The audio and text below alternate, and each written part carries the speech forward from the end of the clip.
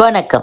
இன்றைய செய்திகள். பிரிந்து கிடக்கும் அதிமுக ஒன்றிணைய வேண்டும் என்ற நோக்கத்துடன் முயற்சி மேற்கொண்டுள்ள முன்னாள் அமைச்சர் செங்கோட்டையனுக்கு என் முழு ஆதரவு எப்போதும் இருக்கும் என்று முன்னாள் முதலமைச்சர் ஓ பன்னீர்செல்வம் தெரிவித்துள்ளார்.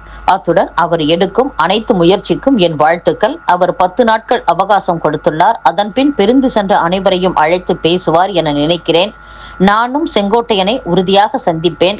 பாஜக கூட்டணியில் இருந்து பிரிந்து சென்ற அனைவரிடமும் சமாதானம் பேச தயார் என தமிழக பாஜக தலைவர் நயினார் நாகேந்திரன் கூறியிருக்கிறார். அவரது நல்ல மனதுக்கு எனது வாழ்த்துக்கள் என்றும் ஓ பன்னீர்செல்வம் கூறியுள்ளார்.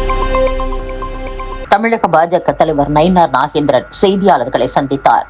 அப்போது மத்திய அமைச்சர் அமித்ஷா நம் கூட்டணி சார்பில் தமிழக முதல்வர் வேட்பாளராக யாரை அறிவிக்கிறாரோ அவருக்காக வேலை செய்ய தயார் என அமமுக பொதுச் செயலாளர் டிடிவி தினகரன் ஒரு காலத்தில் பேசினார். தமிழகத்தில் திமுக மீண்டும் ஆட்சிக்கு வரக்கூடாது என்பதுதான் எங்கள் அனைவரின் நோக்கம். ஒருமித்த கருத்துள்ள அனைவரும் ஒன்று சேர்ந்தால் லட்சியம் நிறைவேறும். இதை தவிர்த்துவிட்டு சூழ்நிலை காரணமாக வெளியேறினால் அதற்கு நான் பொறுப்பில்லை. சாதாரணமாக ஒரு குடும்பத்திலேயே எவ்வளவு பிரச்சனைகள் ஏற்படுகின்றன. இந்த விஷயத்தில் அமமுக பொதுச் செயலாளர் டிடிவி தினகரன், முன்னாள் முதலமைச்சர் ஓ பன்னீர்செல்வம் ஆகியோரை சந்திக்க நான் தயார். அதிமுகவில் அனைவரும் ஒன்று சேர வேண்டும். பிரிந்தவர்கள் அனைவரையும் ஒன்றிணைத்து ஒன்றுபட்ட அதிமுக உருவாக வேண்டும் என்றும் நயினார் நாகேந்திரன் பேசியுள்ளார்.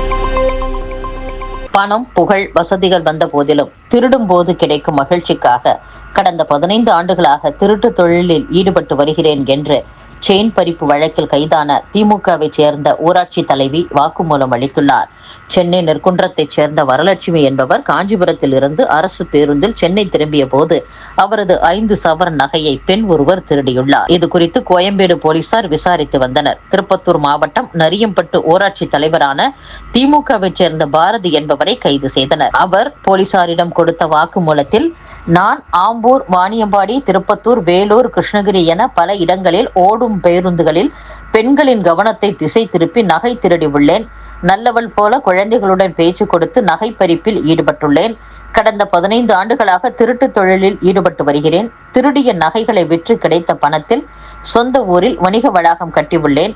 ஊராட்சி தலைவியான பின் திருட்டு தொழிலை விட்டுவிடும்படி உறவினர்கள் கூறினார். என்னால் திருடும் பழக்கத்தை விட முடியவில்லை. பணம், புகழ், வசதிகள் வந்த பின்னரும் திருடும் போது கிடைக்கும் மகிழ்ச்சிக்காக இந்த தொழிலில் ஈடுபட்டு வருகிறேன். இனி திருடவே கூடாது என ஒவ்வொரு நாளும் சபதம் எடுப்பேன். ஆனால் திருடுவதற்கு வாய்ப்பு கிடைக்கும் போதெல்லாம் நான் தோற்று விடுவேன். என் திருட்டு பழக்கத்தால் கூனி குறுகி நிற்கிறேன். என்னை மன்னித்து விடுங்கள் என்று அவர் வாக்குமூலம் கொடுத்துள்ளார். சுத்திகரிக்கப்படாத கழிவு நீரை தாமிரபரணி ஆற்றில் கலக்க விட்டதால் 28.73 கோடி ரூபாய் இழப்பீடு விதிக்க திருநெல்வேலி மாநகராட்சி நிர்வாகத்திற்கு 2021ஆம் ஆண்டு ஜூலை 6ஆம் தேதி மாவட்ட சுற்றுச்சூழல் பொறியாளர் உத்தரவிட்டார். ஆனால் 4 ஆண்டுகள் கடந்தும் இந்த தொகை மாநகராட்சியிடமிருந்து மாசு கட்டுப்பாட்டு வாரியத்தால் வசூலிக்கப்படவில்லை. மாநகராட்சி நிர்வாகமும் டிமிக்கி கொடுத்து வருகிறது. இதனால் சுற்றுச்சூழல் பாதுகாப்பும் பொதுமக்கள் சுகாதாரமும் கேள்விக்குறியாகி உள்ளன என்று தெரிவித்துள்ளனர். தாமிரபரணி நதி திருநெல்வேலி, தூத்துக்குடி மாவட்ட மக்களின் குடிநீர் மற்றும் பாசனத்திற்கான பிரதான ஆதாரமாக உள்ளது. தொடர்ந்து கழிவுநீர் கலப்பதால் மக்களின் உடல்நலம், பசுமை மற்றும் ஆற்றங்கரையோர உயிரியல் சூழல் பாதிக்கப்படுவதாக சமூக மற்றும் சுற்றுச்சூழல் செயற்பாட்டாளர் SP முத்துராமன் தெரிவித்துள்ளார். அத்துடன் 28.73 கோடி ரூபாயை உடனடியாக மாநகராட்சியிடமிருந்து வசூலிக்கவும், வசூலிக்கப்பட்ட தொகையை தாமிரபரணி ஆற்றை சுத்தப்படுத்தவே பயன்படுத்தவும் வேண்டும் எனவும் அவர் கோரிக்கை விடுத்துள்ளார். மாவட்ட சுற்றுச்சூழல் பொறியாளர் உத்தரவிட்டு 4 ஆண்டுகள் ஆன பிறகும் திருநெல்வேலி மாநகராட்சி பகுதியின் கழிவு நீர் தாமிரபரணி ஆற்றில்தான் கலக்கிறது என்று பொதுமக்கள் கூறியுள்ளனர். கடலூர் மாவட்டம் காட்டுமன்னார் கோவில் அருகே பள்ளி மாணவியை காதலிக்க தொந்தரவு கொடுத்த ஆசிரியரை போக்சோ சட்டத்தில் போலீசார் கைது செய்துள்ளனர். +1 படிக்கும் 17 வயது மாணவியை கடந்த 3 மாதங்களாக காதலிக்குமாறு ஆசிரியர் தொந்தரவு கொடுத்துள்ளார். இது குறித்து மாணவியின் பெற்றோர் சேத்தியாத்தோப்பு மகளிர் காவல் நிலையத்தில் புகார் அளித்தனர். போலீசார் அந்த ஆசிரியர் மீது போக்சோ சட்டத்தின் கீழ் வழக்கு பதிவு செய்துள்ளனர். தமிழகத்தில் வரும் சட்டசபை தேர்தலில் 125 தொகுதிகளில் காங்கிரஸ் போட்டியிட வேண்டும் என்பதில் உறுதியாக உள்ளோம் என திருநெல்வேலியில் நடந்த காங்கிரஸ் மாநாட்டில் கட்சியின் மேலிட பார்வையாளர் கிரீஷ் சோடங்கர் பேசியுள்ளார். தமிழகத்தில் நடக்கும் இந்த காங்கிரஸ் மாநாட்டின் வாயிலாக தேசிய அளவில் ஒரு சக்தி வாய்ந்த சமிக்ஞையை சொல்கிறோம். தமிழகத்தில் காங்கிரஸ் கட்சியில் 22,000 கிராம கமிட்டிகள் அமைக்கப்பட்டுள்ளன. இது குறித்து ராகுல் காந்தியிடம் நான் கூறுகையில், நீங்கள் தமிழகத்திற்கு சென்றால் எப்பொழுது வேண்டுமானாலும் 22,000 கிராம கமிட்டியில் உள்ள 2 லட்சம் உறுப்பினர்களையும் சந்திக்கலாம் என தெரிவித்தேன். ராகுல் காந்தியும் கட்சியின் தேசிய தலைவர் மல்லிகார்ஜுன கார்கேவும் தமிழகத்திற்கு வந்து கிராம கமிட்டியினரை நேரில் சந்திப்பதாக கூறியுள்ளனர். தமிழகத்தில் 117 சட்டசபை தொகுதிகளை குறிவைத்து பணி செய்வோம். தேர்தலில் 125 சட்டசபை தொகுதிகளில் காங்கிரஸ் போட்டியிட வேண்டும் என்பதில் உறுதியாக உள்ளோம். இதற்கான தொகுதிகளை தயார் செய்யுங்கள். கடந்த 10 ஆண்டுகளாக தேர்தலில் ஓட்டுப்பதிவு இயந்திரங்களில் குளறுபடிகள் நடக்கிறது. இந்த ஓட்டு திருட்டை ராகுல் வெளியே கொண்டு வந்தார் என்றும் கிரீஷ் ஷோடங்கர் பேசியுள்ளார். அதிமுகவை சீர்குலைத்து வரும் தந்திரமான நரி எப்போது அம்பலமாகும் என அதிமுகவில் இருந்து நீக்கப்பட்ட முன்னாள் எம்பி KC பழனிசாமி கேள்வி எழுப்பியுள்ளார். இது குறித்த அவரது அறிக்கையில், அதிமுகவை சீர்குலைத்து வரும் தந்திரமான நரி எப்போது அம்பலமாகும்? அதிமுகவில் ஒரு ஜாதி வெறி பிடித்த நரி உள்ளது.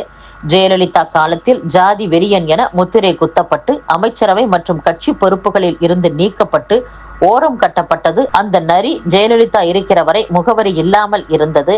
அவரது மறைவுக்கு பின் பன்னீர்செல்வத்தை முதல்வராக்குகிறேன், கட்சி தலைவராக்குகிறேன் என கூறி அவரை முன்னிறுத்தி முதல் பிளவை உருவாக்கியது. அந்த நரிதான் அதன் வாயிலாக தன்னை 2ஆம் இடத்திற்கு உயர்த்தி கொண்டது. கட்சி ஒன்றிணைய முயற்சி எடுத்தபோது அந்த நரி முட்டுக்கட்டையாக இருந்தது. ஒரு நாள் அந்த நரியை தோலுரித்த பின் சில காலம் முடங்கியது. பின்னர் அணிகள் இணைகிற போது தனது சித்து விளையாட்டுகள் வழியே பல சீனியர்களை பின்னுக்கு தள்ளி மீண்டும் முன்னேறியது. கட்சி வலுவோடு இருக்க வேண்டும் என நினைத்த பலரையும் தனது சதித்திட்டத்தால் பின்னுக்கு தள்ளியது. தற்போது பழனிசாமியை MGR ஜெயலலிதா போல் ஆக்கிவிடுவேன் என உசுப்பேற்றி செங்கோட்டையன் போன்றோரை வீழ்த்தி கட்சியின் ஒற்றுமையை தடுத்து வலிமையை சிதைத்து கொண்டிருக்கிறது. வேலுமணி, CV சண்முகம் போன்றோரை காவு வாங்க காத்து கொண்டிருக்கிறது. பழனிசாமிக்கு அதிகார போதை ஊட்டி தன்வசப்படுத்தி கட்சியை என்றுமே வெற்றி பெற முடியாத நிலைக்கு ஆளாக்கி கொண்டிருக்கிறது. பழனிசாமி அந்த நரியை இனம் கண்டு தோலுரிக்காவிட்டால் எந்த காலத்திலும் ஆட்சி கட்டிலில் அமர முடியாது. இவர் காலத்தில் கட்சி வலுவிழந்தது என்ற தீராத பழிச்சொல்லுக்கு பழனிசாமி ஆளாக நேரிடும் என்றும், விஜய் என்னும் மாய மானை முன்னிறுத்தி அதிமுக வழியே விஜயை முதல்வராக்க அந்த நரி முடிவு செய்துள்ளது என்றும் KC பழனிசாமி குறிப்பிட்டுள்ளார். இத்துடன் செய்திகள் நிறைவடைகின்றன. மீண்டும் நாளை சந்திப்போம். வணக்கம்.